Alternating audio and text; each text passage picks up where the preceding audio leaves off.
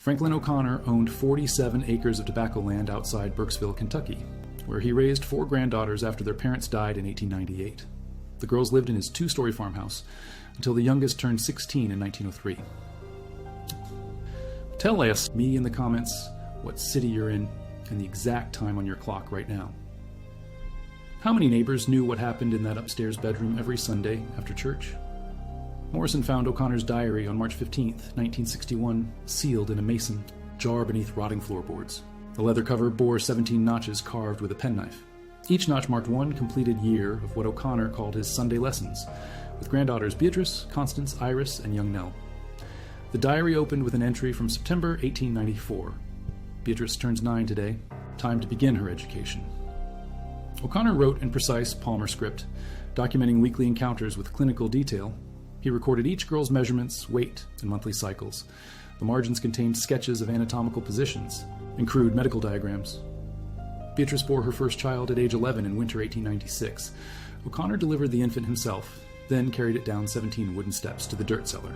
He wrapped the body in Genesis chapter 1, verses 26 through 31. The basement held more than infant remains. Morrison's team excavated 4 feet of packed earth beneath the main support beam. They uncovered kitchen knives, blood-staining, quilts and glass bottles filled with herbs O'Connor used to induce labor. A neighbor named Ezekiel Watts lived a quarter-mile down the dirt road. He told investigators about strange sounds carried by winter wind. Metallic scraping echoed from O'Connor's cellar during December nights when the ground froze solid. Watts never knocked on O'Connor's door. Neither did Pastor Williams from Burkesville Methodist, though he visited monthly to collect O'Connor's tithe. Williams noticed Constance's expanding belly during summer 1899, but attributed her condition to normal development. The second skull belonged to Constance's child, born when she was 12. O'Connor's diary described the birth in 4 pages of detailed notes. He measured the infant's length at 14 inches, recorded its weight as 3 pounds, 2 ounces. This baby lived for 6 hours. O'Connor wrote about feeding it goat milk through a glass tube. He documented the child's breathing patterns, its responses to light and sound. At dawn, the breathing stopped. O'Connor wrapped this body in Exodus chapters 7 through 12. Iris came next. She delivered her first child at age 10 in spring, 1901. O'Connor noted her small frame made delivery challenging but educational. This infant survived 3 days before O'Connor ended its life with chloroform purchased from Burkesville's pharmacy. The pharmacist, Harold Kemp, remembered O'Connor's frequent visits. O'Connor bought chloroform monthly, claiming he used it to preserve animal specimens for his natural history studies. Kemp sold him 12 bottles over 2 years without question. Young Nell bore twins during Christmas week 1902. O'Connor's diary revealed his excitement about observing twin development. He kept detailed charts tracking their feeding schedules, sleep patterns, and physical growth during their brief lives.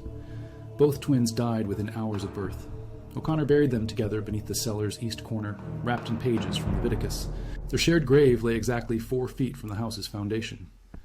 The metallic scraping Watts heard was O'Connor digging with an iron spade. The tool remained in the cellar, its blade worn smooth from use. Soil samples on the spade matched. Earth from all 7 burial sites.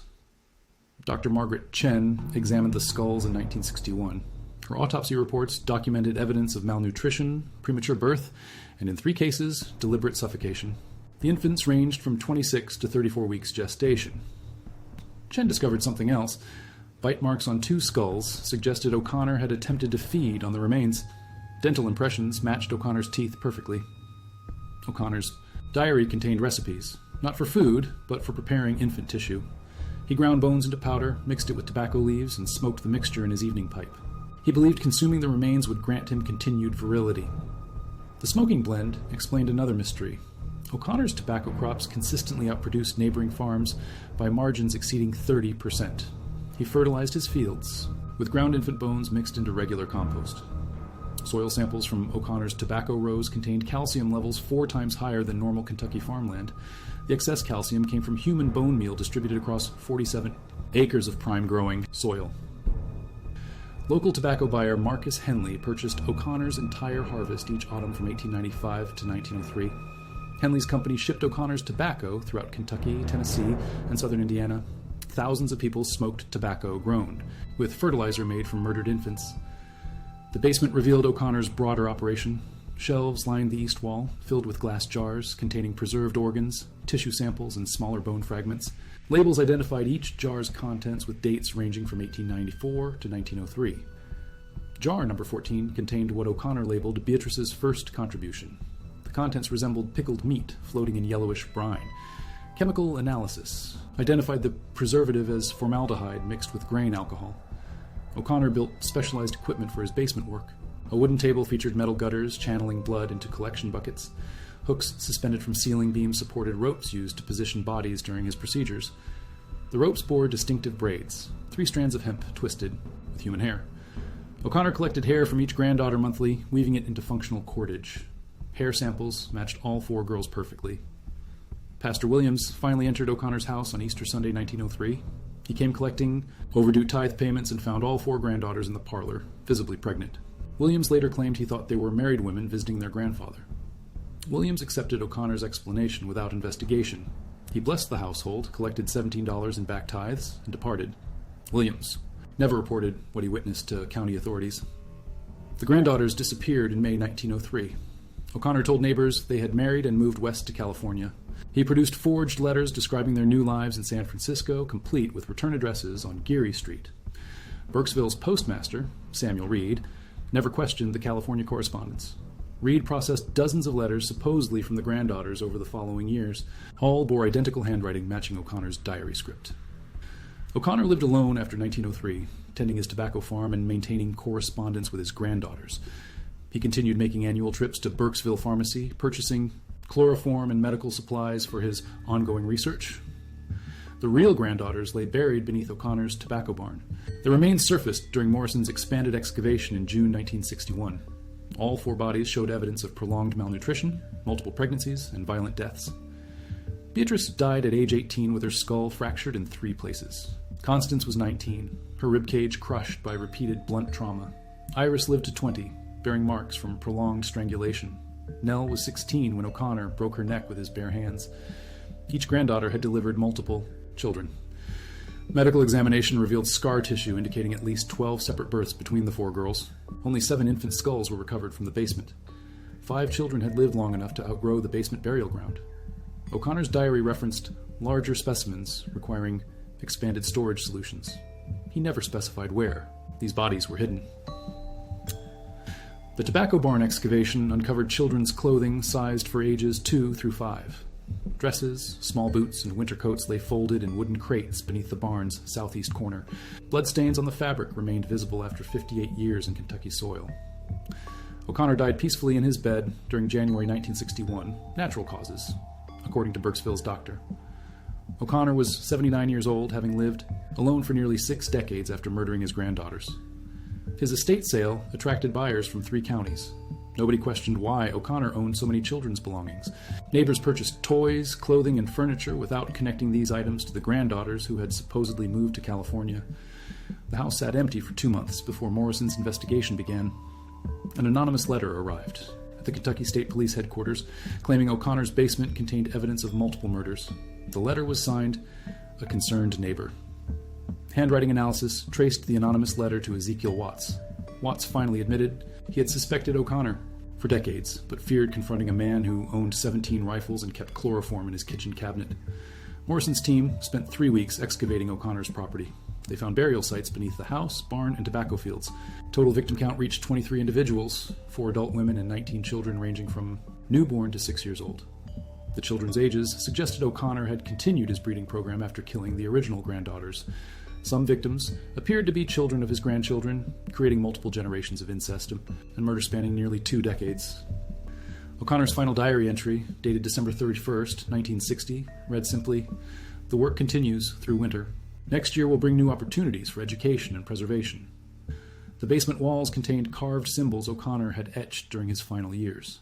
Crude diagrams showed anatomical cross-sections, mathematical formulas calculating optimal breeding cycles, and detailed floor plans for expanded underground chambers. Construction began on these expanded chambers during autumn 1960. O'Connor had ordered lumber, concrete blocks, and metal drainage pipes from Burkesville suppliers. He planned to triple his basement's storage capacity before his death interrupted the project. Hardware store receipts documented O'Connor's purchases through 1960. He bought industrial quantities of formaldehyde, glass jars, metal tools, and rope. Store owner Benjamin Cross described O'Connor as his best customer for scientific supplies. Cross never questioned what O'Connor needed with 12 gallons of formaldehyde and 60 glass specimen jars. O'Connor claimed he was preserving animal specimens for a natural history museum in Louisville. Cross believed this explanation for 17 years. The Louisville Museum of Natural History confirmed they had never employed Franklin O'Connor or received specimens from his collection. Museum director Dr. Phillips reviewed O'Connor's correspondence and identified all letters as forgeries designed to support his false narrative. O'Connor's elaborate deception extended throughout Burkesville's business community. He maintained accounts at 4 different stores, purchasing supplies under various pretenses. Each merchant believed O'Connor was conducting legitimate scientific research. Bank records revealed O'Connor's tobacco sales generated substantial income throughout his killing spree. His annual profits exceeded those of farms 3 times larger. The superior tobacco quality, enhanced by bone meal fertilizer, commanded premium prices in regional markets. Tobacco merchants praised O'Connor's product for its unusual sweetness and consistent burn characteristics. They attributed these qualities to his secret growing techniques and superior soil management. None suspected human remains enriched O'Connor's farmland. The investigation revealed O'Connor's methodical approach to evidence disposal. He burned clothing and personal effects in his kitchen stove, mixed ashes with regular cooking ingredients, and fed the mixture to his livestock. Pigs, chickens, and cattle consumed evidence of 23 murders over 2 decades. Even O'Connor's death appeared calculated. He had stockpiled insulin, morphine, and other medical supplies sufficient to end his life painlessly. His final weeks included detailed instructions for estate disposal, ensuring his property would be sold quickly to unsuspecting buyers. The anonymous letter from Watts arrived exactly 6 weeks after O'Connor's funeral. Watts had waited decades to report his suspicions, finally acting only after O'Connor could no longer retaliate. Fear had protected O'Connor's crimes for nearly 60 years. Morrison interviewed 47 Burkesville residents during his investigation. 32 admitted they had noticed unusual activities at O'Connor's farm but never reported their observations. Small-town social dynamics and O'Connor's reputation for violence had silenced potential witnesses. O'Connor maintained his facade through careful community involvement. He attended church regularly, contributed to local charities, and hosted annual harvest celebrations. His public persona contradicted the horrific reality hidden beneath his floorboards. The Methodist Church where O'Connor worshipped displayed a bronze plaque honoring his faithful attendance and generous donations. The plaque remained mounted on the sanctuary wall throughout Morrison's investigation, creating an uncomfortable juxtaposition with the emerging evidence. Pastor Williams refused to remove O'Connor's memorial plaque despite community pressure. Williams argued that Christian forgiveness required remembering O'Connor's positive contributions alongside his crimes. The plaque disappeared during the church's renovation in 1963. Morrison's final report cataloged evidence from 27 separate crime scenes across O'Connor's property. Physical evidence included human remains, weapons, torture devices, and detailed documentation of systematic abuse spanning multiple generations. The Kentucky Attorney General's office reviewed Morrison's findings and declared the case closed due to the perpetrator's death. No accomplices were identified, though investigators suspected several community members had provided indirect assistance through willful ignorance. O'Connor's house was demolished in October 1961. The basement was filled with concrete, the tobacco fields were burned, and the barn was disassembled board by board. The property remained unsold for 12 years before a developer purchased it for commercial construction. A shopping center occupies the former O'Connor farm today. The Burkesville Plaza includes a grocery store, pharmacy, and children's clothing boutique. None of the businesses display historical markers acknowledging what happened beneath their foundations. Dr. Chen's forensic analysis provided crucial evidence for understanding O'Connor's methods. Her report documented systematic patterns of abuse, murder techniques, and preservation methods that revealed the scope of his operation over nearly 2 decades. Chen discovered O'Connor had performed crude medical experiments on living victims. Surgical scars on several remains indicated he had removed organs while his victims were still alive. These procedures appeared designed to extend the victims' lives for continued abuse. The basement's surgical equipment included bone saws, scalpels, and primitive anesthesia apparatus. O'Connor had constructed a functioning operating theater, capable of supporting complex procedures. His medical knowledge appeared self-taught through anatomical texts found in his library. O'Connor's personal library contained 47 medical textbooks, anatomical atlases, and veterinary guides. Many volumes showed heavy use, with margin notes indicating his practical application of surgical techniques on human subjects. Several textbooks contained pressed flowers between their pages. O'Connor had preserved specimens from plants he used in his procedures. Botanical analysis identified these as abortifacient herbs and natural anesthetics he grew in his garden. The garden behind O'Connor's house yielded evidence of his agricultural experiments. Soil samples contained elevated phosphorus levels indicating repeated burial and exhumation of organic matter. O'Connor had used his garden as a testing ground for optimal decomposition conditions. Plant growth patterns in the former garden showed distinct variations corresponding to burial sites. Areas with human remains produced unusually large vegetables, supporting O'Connor's theory that human fertilizer enhanced agricultural productivity. Morrison's team mapped 37 distinct burial locations across O'Connor's property. The systematic arrangement suggested O'Connor had planned his property layout specifically to accommodate efficient body disposal while maintaining productive farmland. Archaeological analysis revealed O'Connor had constructed underground drainage systems connecting various burial sites. These channels prevented groundwater contamination while accelerating decomposition rates in his makeshift cemetery. The drainage system terminated at a limestone sinkhole approximately 200 yards from O'Connor's house. Water samples from this sinkhole contained trace amounts of human bone calcium and organic compounds consistent with advanced decomposition. Local well water showed contamination patterns extending throughout the surrounding area. At least 12 neighboring properties had consumed water contaminated by runoff from O'Connor's burial sites. The health implications remained unknown in 1961. Morrison recommended comprehensive water testing for all properties within a 2-mile radius of O'Connor's farm. The Kentucky Department of Health conducted limited testing but never published results or provided warnings to affected residents. Property values throughout the Burkesville area declined following Morrison's investigation. Real estate agents struggled to sell homes near the former O'Connor farm, as buyers feared unknown contamination and remaining undiscovered burial sites. The investigation generated extensive media coverage throughout Kentucky and neighboring states. Newspaper reports sensationalized the story, focusing on the most gruesome details while largely ignoring systemic failures that had enabled O'Connor's crimes. Television coverage brought national attention to Burkesville, transforming the quiet farming community into a symbol of rural violence and institutional negligence. Tourism increased dramatically, with visitors seeking to photograph locations connected to the murders.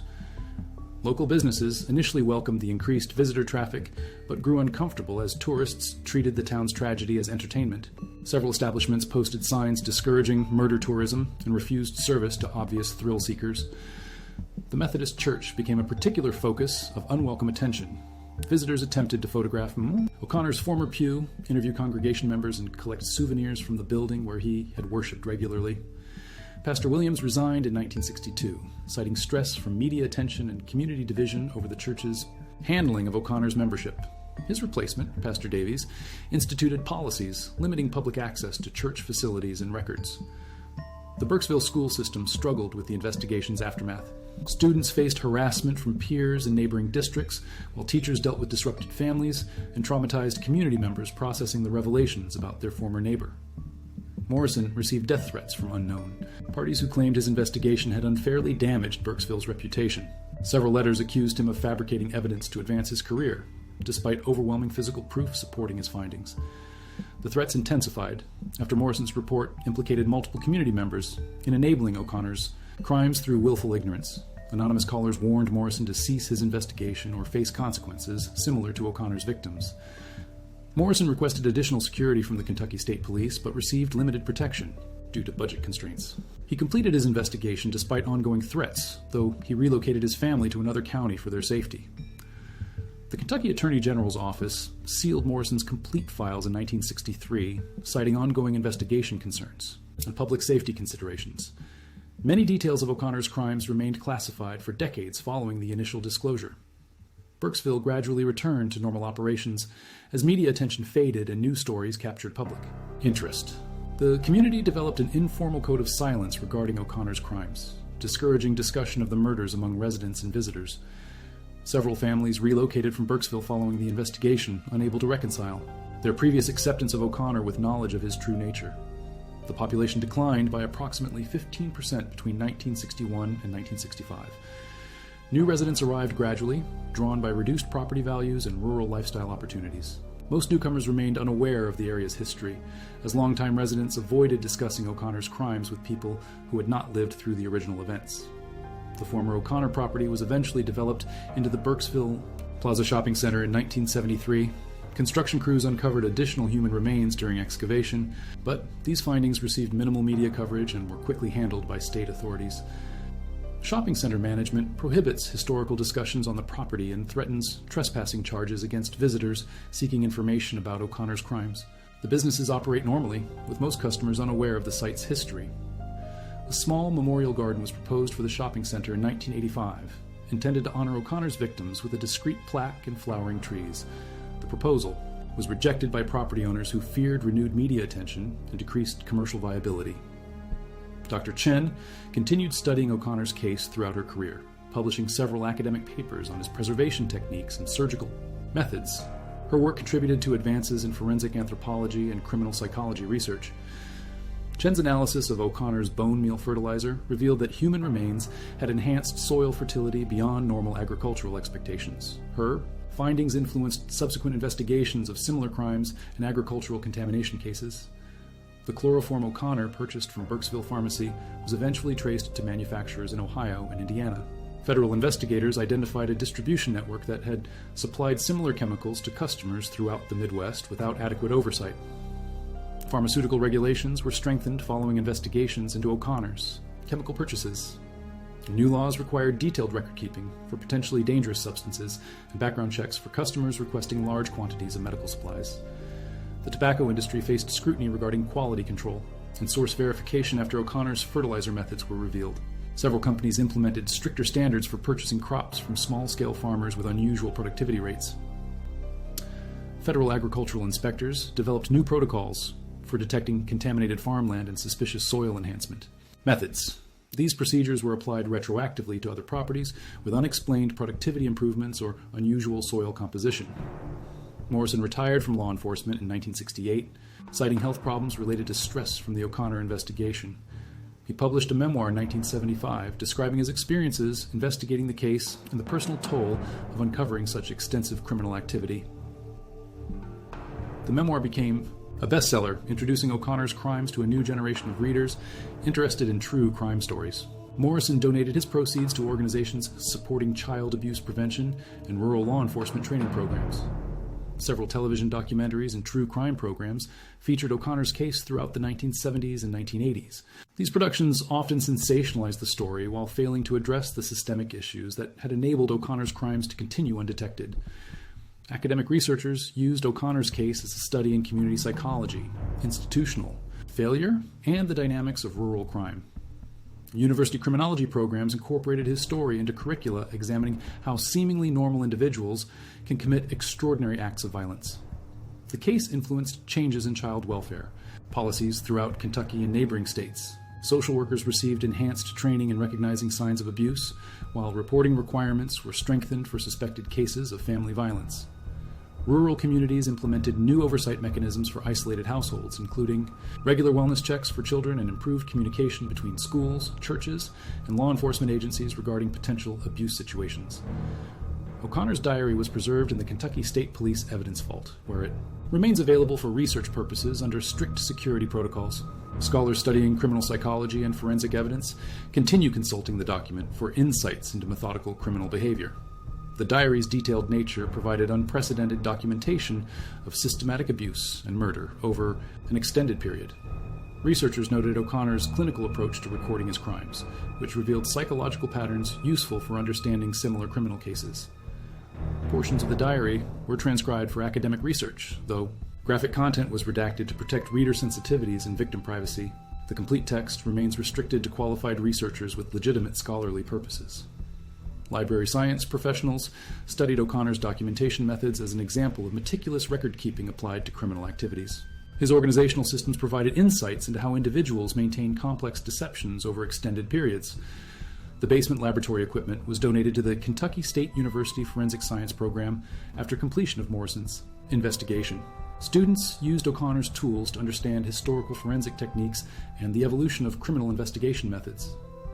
Medical schools incorporate O'Connor's case into ethics curricula, examining how medical knowledge can be misused for harmful purposes. His crude surgical techniques illustrated the dangers of unregulated medical practice and self-taught procedures. The case contributed to discussions about rural medical access and the need for proper oversight of individuals claiming medical expertise O'Connor's ability to perform complex procedures without formal training highlighted gaps in professional licensing and community awareness. Psychological profiles of O'Connor were developed by multiple researchers attempting to understand his motivations and mental state. These studies revealed characteristics consistent with organized serial killers who maintain normal community facades while committing systematic crimes. O'Connor's ability to function normally in social settings while conducting extensive criminal activities challenged assumptions about criminal behavior and community safety. His case demonstrated how dangerous individuals could hide in plain sight within trusted community roles. The investigation's impact extended beyond Burkesville, influencing law enforcement practices throughout rural Kentucky and similar communities nationwide. Police departments developed new protocols for investigating suspicious activities in isolated areas with limited oversight. Training programs for rural law enforcement officers included modules on recognizing signs of systematic abuse and understanding the unique challenges of investigating crimes in close-knit communities where social pressures discourage reporting suspicious behavior. Community education programs were developed to help residents recognize warning signs of abuse and understand their responsibilities for reporting suspicious activities. These initiatives aim to prevent future cases similar to O'Connor's by encouraging community vigilance. The programs faced resistance from residents who preferred maintaining traditional patterns of non-interference in neighbors' private affairs. Changing these cultural attitudes required sustained effort from law enforcement, social services, and community leaders. Religious organizations throughout the region examined their roles in enabling O'Connor's crimes through inadequate oversight and unwillingness to investigate suspicious behavior among congregation members. Some churches implemented new safeguarding policies and reporting requirements. The Methodist Church, where O'Connor worshipped, eventually acknowledged institutional failures in their response to obvious signs of abuse within their congregation. This acknowledgement came decades after the investigation and was prompted by similar scandals in other religious organizations. Changes in religious safeguarding practices included background checks for individuals working with children, mandatory reporting of suspected abuse, and training for clergy in recognizing signs of family violence and systematic abuse. The tobacco industry's connection to O'Connor's crimes prompted some companies to develop ethical sourcing standards and quality control measures designed to identify products from contaminated or suspicious agricultural operations. Industry representatives argued that O'Connor's methods were impossible to detect through normal business practices, though critics noted that his unusually high productivity rates and superior product quality should have prompted additional investigation. Agricultural Extension Services developed educational programs for farmers and agricultural businesses focused on recognizing suspicious enhancement methods and reporting concerns about potentially contaminated operations to appropriate authorities. The educational initiatives included information about normal soil enhancement techniques, expected productivity ranges for various crops, and indicators of possible human contamination in agricultural products. Consumer advocacy groups called for enhanced testing of agricultural products and stricter oversight of small-scale farming operations, following revelations about O'Connor's fertilizer methods and the distribution of contaminated tobacco products. These advocacy efforts led to some improvements in agricultural oversight, though comprehensive testing remained limited due to cost considerations and the practical difficulties of detecting contamination in processed agricultural products. Environmental scientists studied O'Connor's property to understand long-term contamination effects and develop remediation strategies for sites where human remains had been used as agricultural fertilizer over extended periods. Their research revealed that human bone calcium persisted in soil for decades after burial, creating lasting environmental markers that could potentially identify other sites where similar crimes had occurred. Or, the research contributed to development of new forensic techniques for identifying clandestine burial sites and understanding how human remains interact with soil chemistry over extended periods under various environmental conditions. These techniques proved useful for investigating other historical crime sites and missing person cases where systematic burial had occurred on agricultural or residential properties. Morrison's investigation established precedents for multi-jurisdictional cooperation in cases involving extensive crime scenes spanning large geographical areas with evidence distributed across multiple property boundaries. The coordination challenges encountered during the investigation led to improved protocols for managing complex crime scenes and ensuring proper evidence preservation when multiple agencies were involved in extended investigations. Legal scholars studied the case as an example of how statute of limitations laws and jurisdictional boundaries could complicate prosecution of systematic crimes occurring over extended periods, even when overwhelming physical evidence existed. The legal complexities raised questions about justice for victims, when perpetrators died before prosecution, and when community members who enabled crimes through inaction could not be held legally accountable for their failures to report suspicious behavior. Civil rights organizations examined O'Connor's case as an example of how isolated rural areas could harbor systematic abuse with minimal oversight or intervention from external authorities, highlighting the need for improved protection of vulnerable populations. Their analysis revealed patterns similar to other cases where geographical isolation and community insularity had enabled extended periods of systematic violence against women and children without adequate intervention or support for victims. The case influenced development of better support systems for rural communities, including improved access to social services, enhanced communication networks for reporting abuse, and training programs for community members in recognizing and responding to signs of systematic violence. These improvements required significant investment in rural infrastructure and services, though implementation was often limited by budget constraints and resistance from communities that preferred maintaining traditional approaches to handling family disputes privately. Educational institutions developed case studies based on O'Connor's crimes for training programs in social work, law enforcement, psychology, and related fields where professionals might encounter similar situations in their careers. The case studies emphasize the importance of systematic investigation, community cooperation, and interagency coordination in addressing complex criminal situations that extend beyond traditional investigative boundaries and social service capabilities. Professional organizations incorporated lessons from O'Connor's case into ethics, training and continuing education requirements for members working in rural communities or with vulnerable populations who might be at risk for systematic abuse.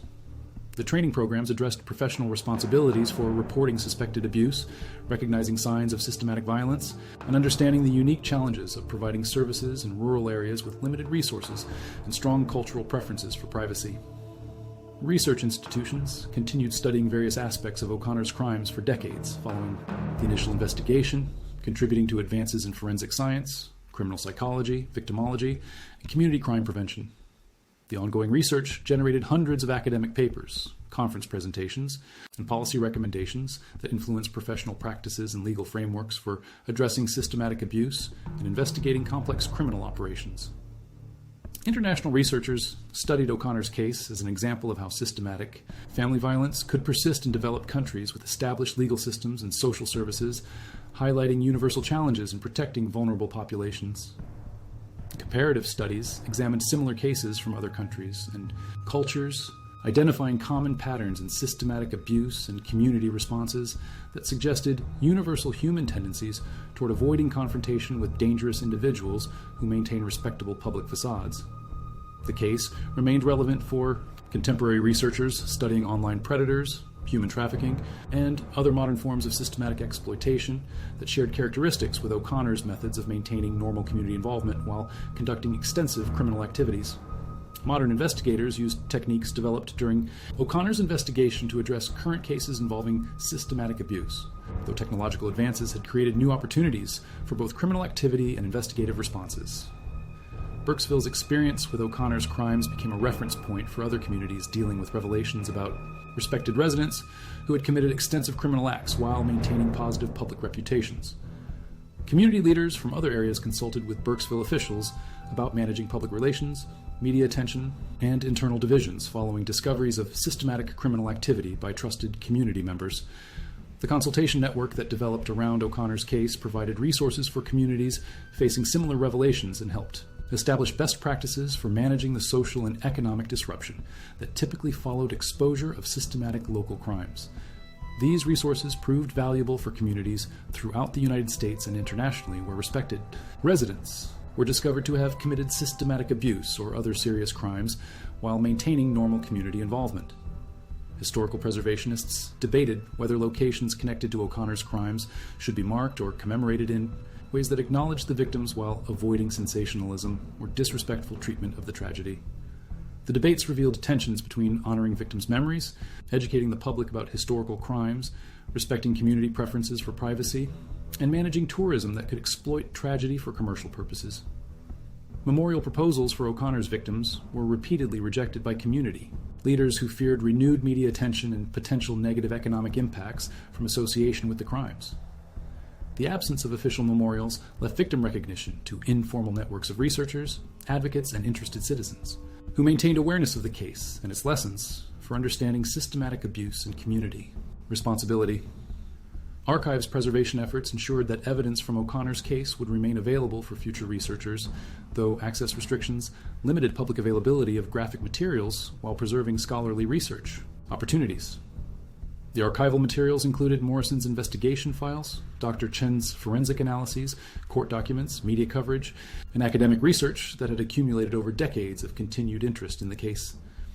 Digital preservation projects eventually made selected materials available online for educational purposes, though sensitive content remained restricted to protect victim privacy and prevent exploitation of graphic evidence. The digital archives served educational institutions worldwide and supported ongoing research into systematic abuse, community crime prevention, and historical analysis of criminal investigation techniques and social responses to discovered crimes. Contemporary relevance of O'Connor's case continued through its applications to current issues, including institutional abuse, community responsibilities for protecting vulnerable populations, and the challenges of investigating systematic crimes in isolated settings.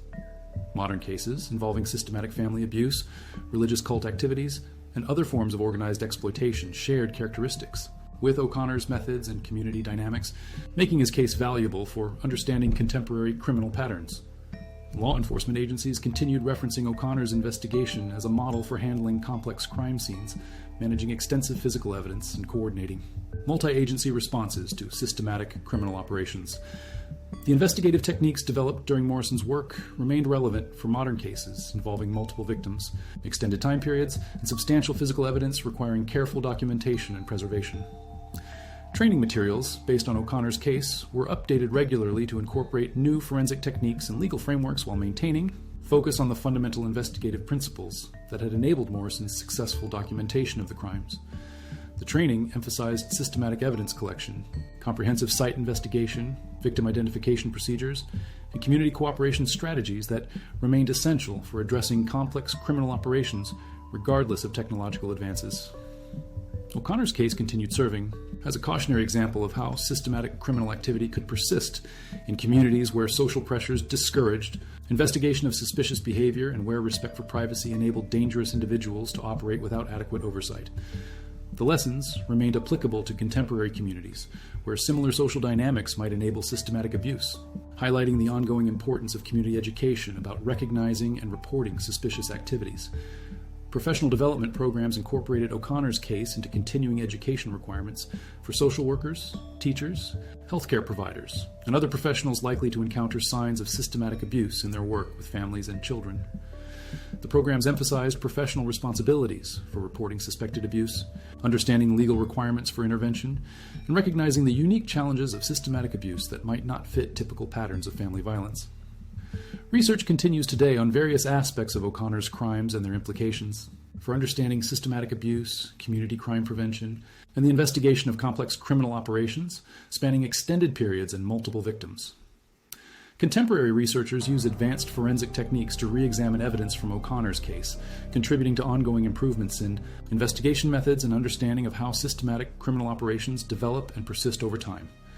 The case files remain active research materials for academic institutions worldwide, supporting studies in criminology, forensic science, psychology, sociology, and related fields where understanding systematic criminal behavior provides insights into prevention and investigation strategies.